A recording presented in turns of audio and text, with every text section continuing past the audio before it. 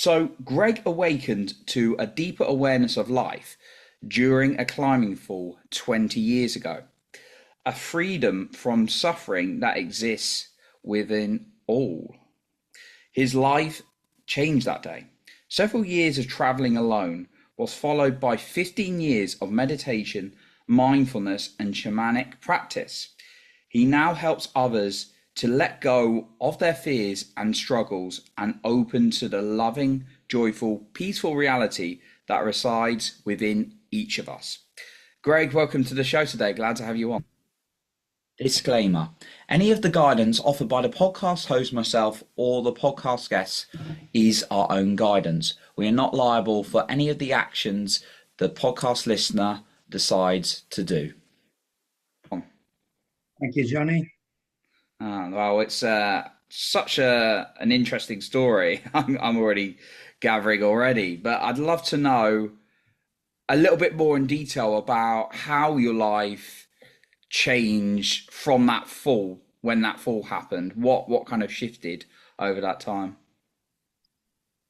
My interest in climbing was an interesting experience because I was frightened of heights. And during my life, I've realized in hindsight, when I was frightened of something, I would tend to do it. I just had this something within me faced my fears. And heights was one of those fears. So I got into climbing. And on the day in question, with this particular climb, I'd had a fall the week before, and I'd fallen when leading, which is going first. If you fall when you're second, it doesn't. There's no real risk because you're on a rope from above. But when you fall leading, that's when it's risky because there's no one holding you. So you're dependent upon the protection you've been putting in the rock or the ice as you're climbing. And when I set off, I chose a climb that I'd done before just to get my confidence back after the week before. But when I set off, or within about 15 or 20 feet, I realized that I was just getting increasingly frightened. And because of that, my body was getting tense. And because of the tension, I was getting really tired. And it was a 100-foot climb. And I just struggled my way up. The protection I was putting in, I knew wasn't very good. And then I got to about 15 feet at the top and I got in a really good bit of protection, or gear as it's generally called. So I set up those last 15 feet and then I was within one move of the top. And I was so tired, I just decided I was going to lunge for that last move with both hands. And when I reached up, it was like a little boulder and it just rocked. And I knew in that instant I was going to fall. And I just had time to shout to my partner who was at the bottom that I was going to fall. And then I let go. And in the moment of letting go, everything just changed. All the fear, all the anxiety that I'd had from the ground up just vanished.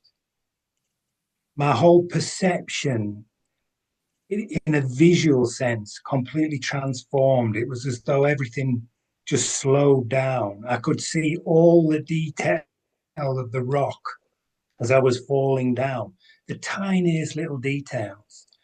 And it was though I had all the time in the world as I was just falling and falling. And I realized that after not very long, but what seemed like a long time, that I should have stopped falling by now. But the rope was still running. I could hear that. Now, I had, in my haste to start climbing, I'd forgot to secure my partner to the ground. So as I was going down, when the rope became tight, they started going up. So it ended up, the last bit of gear did hold, and it ended up with both of us suspended in midair.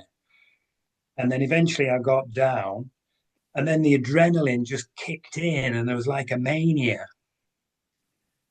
But I'd experienced something so profound in the stillness, the peace, the realization of what exists beyond the fear.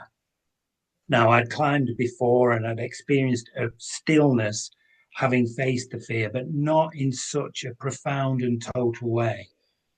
And from then on, it that just changed my life really, because I realized there was something more. It's not, I didn't stay in that state, but because I'd experienced that state, I just knew there was more. And I realized that it wasn't, if I was going to keep doing dangerous sports, so I like to go fast on motorcycles and various other things, I might realize that state of peace. I knew it was on the other side of fear, but I knew also that it wasn't about facing life or death situations in order to get beyond the fear. And I just started to learn about meditation and mindfulness. And I started to practice, and I realized through the practice that I was facing fears. Now, the fear in the climbing and the fear around falling, obviously, there's a very biological aspect of that. We're wired to stay alive. However, that natural fear of dying becomes distorted. And very often, that distortion is a consequence of traumatic experiences we experience in childhood, things that we can't process. And because we can't process them in one way or another, they get locked in. And then from there, we develop patterns of behavior to try and avoid those um, those fears that we're effectively holding on to. So, and for me, an aspect of that was the need to face fear. And other common kind of patterns of behavior might be to try and please people, to get angry when we're frightened, to forever be striving for more. We all develop our own patterns of behavior as the child, which then evolve as we mature into adulthood. And I kind of came to realize all this through my own meditation practice and my own mindfulness practice. And then after some time, I started working with other people, and I realized that, well, I have yet to meet anybody whose experiences now, so stress, anxiety, worry, anger, frustrations, insatiable ambitions, whatever it might be for any of us, doesn't have a root in childhood. Everyone seems to end up going back to a childhood experience. And meditation, mindfulness, and working shamanically helps us to work through the burdens that we're still carrying from the past. And generally, we kind of go back. And as we go back in a conscious way, as we become aware of those burdens, however they're expressing in any particular moment, so that might, for example, be as a memory, as a thought, as emotion, whatever it is, by being conscious, by being present, we have the opportunity to let those burdens go. And as we let them go, we deepen, and it's like we deepen back towards original wounds. And at the same time, we start to become aware of more peace, a stillness, an emptiness, a joy that exists, that's there, that's always been there, but has become obscured by the traumas and the patterns of behavior that have developed as a consequence of those traumas. That seems like a really long answer to your question No, wow. that seemed to go off as a Wow. tangent, but hopefully relevant. No, wow. That's a powerful kind of life transformation. It sounds like you went through an actual like transformation in that moment of experiencing something when you fell from that rock or the rock like shook, and actually you physically experienced that. And what's kind of helped you in the further is those meditation and mindfulness practices. Meditation and mindfulness, spending some years alone, not long after that, Mm. that really helped. And the other thing that I've found of profound significance is changing habits and patterns of behavior. So, just going back to what I was saying with regard to trauma, we tend to develop ways of behaving as a consequence of that. And that plays out in all sorts of ways. So it was quite interesting how I first became aware of that, because we were hosting some friends and somebody was washing up and drying up, and we had a plate rack, and I came into the kitchen and they put the plates the wrong way in the rack, because I always dried and I always put them in the same place. And it was the strangest experience to be aware of my disturbance because the plates were the wrong way around. And obviously, that is such a petty thing. But my reaction was such, I realized there was something very significant about habitual ways of behaving, that they were covering something up. So someone had changed my pattern for me, and there was a disturbance in me. The key is to be aware of the disturbance, to identify the patterns of behavior, change them, and then be with the disturbance. Because the disturbance is the key to why we do the things we do. And that we do the things we do ultimately to cover the fear that arose as a consequence of a past trauma that we couldn't process, we couldn't let go of. Mm. So it sounds like both awareness and then being aware of the pattern and being able to change the pattern is kind of a key part for people that you've learned. In my experience, absolutely. Changing the pattern is a key part, because unless we change the pattern, we just essentially go on as we are. And if we just continue to go on as we are, desiring, avoiding, whatever that may be, we don't deepen. And we might, so an obvious example in our society is the desire to make money. Now, we need money in a practical sense in order to survive: shelter, food, clothing, so on and so forth. But it's common in our society to pursue that, to pursue success, materialism, in a way that's way beyond our actual needs. And so it, it's not unusual for somebody to pursue that throughout their life. But in whatever we're pursuing, there's something we're avoiding, and that's the Mm. duality. So I will keep chasing money until I realize that I'm running from poverty in this example. And there are many different aspects to each of those polarities, and they will be different in each of us.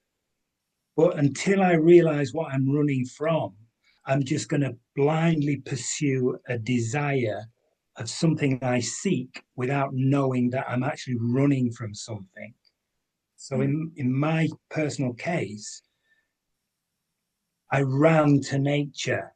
I hid in nature. I hid in being alone until I realized that I was actually running from my fear of people. So my pattern, my habitual pattern at that time in my life was to avoid people. So I came back into the world and faced people in a way that continued to reveal my anxieties, my fears around people, Mm. and faced that disturbance, and worked through that as that disturbance revealed itself, including the revelation of childhood experiences. As it came up, as I became conscious of it, then I become free of it.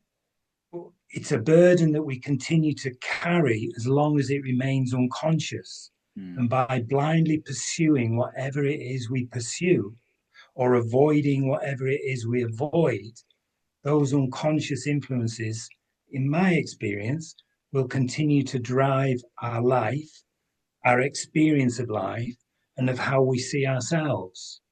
Mm. So it's being aware of what we're avoiding from your discovery. I wanted to kind It's of touch on people Can I just pleasing. very, very briefly come in? I'm so sorry to No, go interrupt for you. it. You said be aware of what you're avoiding. What I would say is it's being aware, full stop. Mm. So which is often referred to as being present or being mindful. So it's in every moment that we can manage being aware of our thoughts, our feelings, our actions, our words, being present, experiencing our relationship with life from the inside out.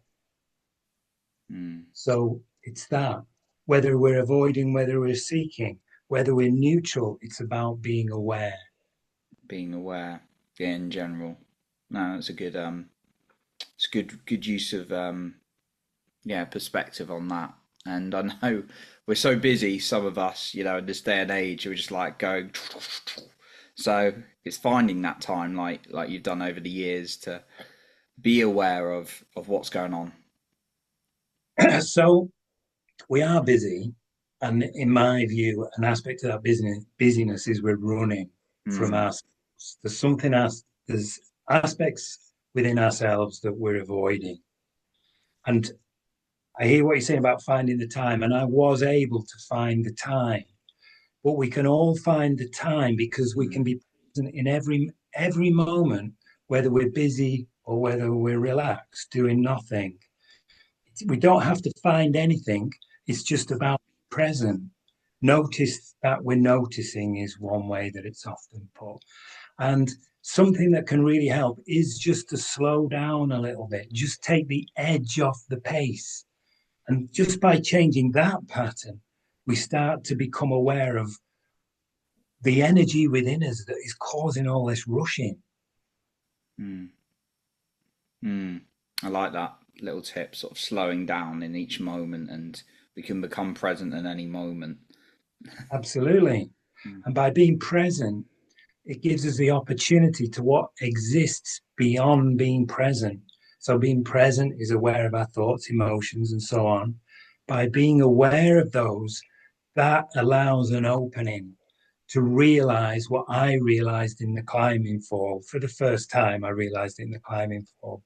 But we don't have to face death, we don't have to fall off a cliff, just be present. So in the climbing, I was mega present. I was acutely aware of my emotions. I was acutely aware of what was going on physically. And then I let go and I opened. But we don't need to be in that sort of a position. We just need to be present. mm. I want to touch a little bit on. We kind of touched on it earlier, like a fear, but around people pleasing.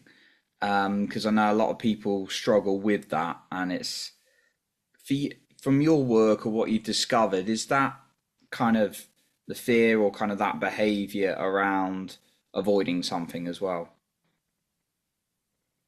Yeah, I would say it most probably is. First and foremost, I would say that every person is going to experience their journey in their own way. Mm, So I would suggest that everyone who considers themselves a people pleaser, or however they might categorize themselves, we all have our own reasons. And by being present, we realize those reasons. If you're a people pleaser, your reasons will be different to mine. But by being present, we realize our reasons, however we experience those. I feel as though I've mm. digressed and I've Uh, lost the question. no, I think it comes back to the what you were sharing about awareness and it kind of not being a sound